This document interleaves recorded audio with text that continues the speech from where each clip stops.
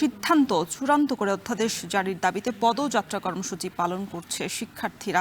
এ নিয়ে আরো বিস্তারিত জানাতে আমাদের সাথে যুক্ত হয়েছেন শাহরিয়ার জামান পুলক।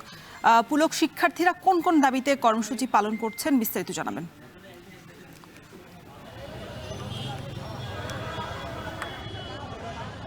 রওশন, সকাল থেকে এখনো পর্যন্ত কিন্তু 7 কলেজে যে শিক্ষার্থীরা রয়েছে তারা কিন্তু এখনো আন্দোলনটি চলমান রেখেছে।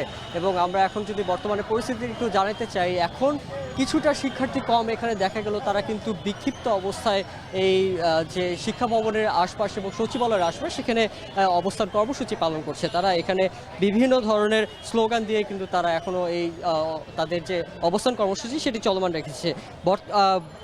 যেই দাবিতে তারা এসেছেন এখানে, সেটি হচ্ছে ঢাকা সেন্ট্রাল ইউনিভার্সিটি আইন 2025।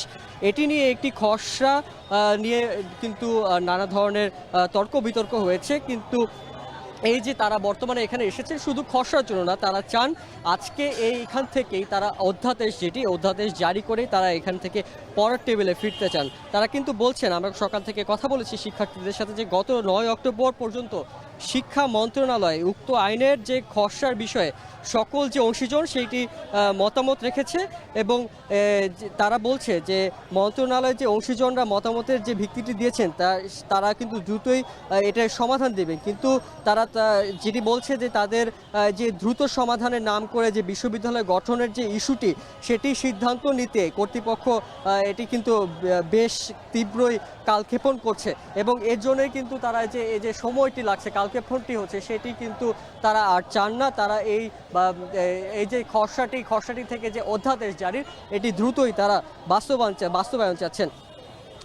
এবং তারা কিন্তু বলছেন যে বিশ্ববিদ্যালয়টি যে মডেলেই হোক না কেন, সেটি যে সকলে যে মতামত দিয়েছে তারই প্রেক্ষিতে যে দ্রুত খসড়া যেটি হালনাগাদ করে অধ্যাদেশ দিতে হবে। এবং অধ্যাদেশ জারি কত দ্রুত হবে সেটি জানার জন্য কিন্তু আজকে এই সকাল থেকে তারা অবস্থান কর্মসূচিটি চলমান রেখেছে। আমরা এখানে তারা যে কথা শুনেছি, আমরা এখানে তারা শিক্ষার্থীরা যারা রয়েছে তারা আজকে যারা এখানে এসেছেন তারা কিন্তু বলছে যে তারা অবস্থান কর্মসূচিটি শান্তিপূর্ণভাবেই চলমান রাখতে চায়। এবং তারা কিন্তু বলেছে যে এই শান্তিপূর্ণ কর্মসূচির মধ্যে যদি কোনো ধরনের মব বা ভায়োলেন্স ক্রিয়েট হয় সেটি কিন্তু তারা মেনে নেবে না। আমরা কিন্তু দেখতে পেরেছি যে সকাল থেকে পুলিশ ব্যারিকেড দিয়ে রেখেছিল এবং এখানে তারা পূর্ব সকল ধরনের প্রস্তুতি নিয়ে রেখেছিল। তো এই ছিল রওশন আমার কাছে শিক্ষা ভবনের সামনে থেকে সর্বশেষ পরিস্থিতি। 7 কলেজের শিক্ষার্থীদের পদযাত্রা কর্মসূচির সবশেষ খবর জানাতে যুক্ত ছিলেন সহকর্মী শাহরিয়ার জামান পুলক।